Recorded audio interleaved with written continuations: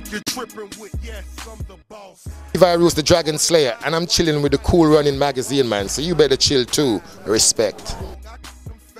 I think he's one of the most biggest guys at the moment around. I was about to ask you, am I talking to an entrepreneur, a cook, or a reggae artist? I think I'm a bit of everything, you know. I think that's what it's about. And I always tell young people when I talk to them that you got to have more than one string to your bow. It's pointless you just want to be a singer or want to be an actor, what have you. Because more times that you need more than one occupation to get on in life. And I'm speaking from personal experience because I always thought that singing, songwriting, label owner, or something to do with music was what's going to make me famous.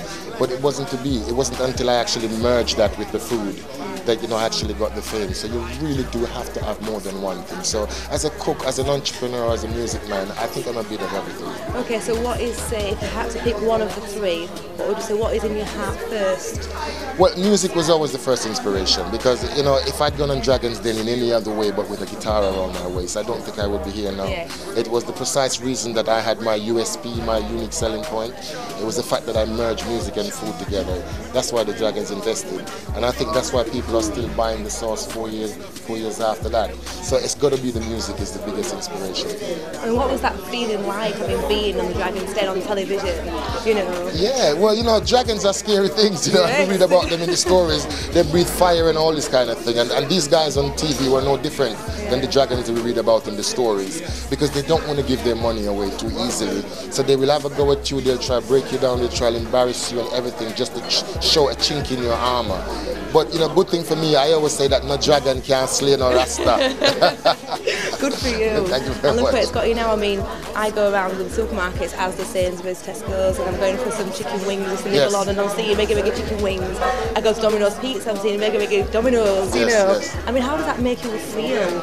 It's fantastic, it really is, because it's not just about me. You know, I know my brand, you know, is moving things forward. But for me, it's about Caribbean food, which is a bigger picture than just for about Levi Roots. I think I've taken the Levi Roots thing to a certain realms, but now I'd like to bring the whole Caribbean cuisine with me. So people can actually be enjoying Caribbean food like they're doing with Italian food and French food and Indian food and all this. Too long as Caribbean food being a hidden type of thing that nobody really deals with. And I think since my TV show and my sauce, now Caribbean food is literally on the lips of everybody. It is indeed, I'm telling you. Okay, so what's next for Levi Roots? World domination, what else? You know? Tea with the Obamas, Levi and Oprah. No, I think for me it's about extending the brand. You know, it's really about extending Even the brand. more so now? Even more so. Well, we had a 5-year plan to make it the top selling brand in the UK, and we have done that after 4 years. We've actually done it in 4. So I think next year we'll have to Jamaica and to launch it there, because as with reggae music and anything Rasta, if it's not boss in Jamaica, then it don't boss at all, really.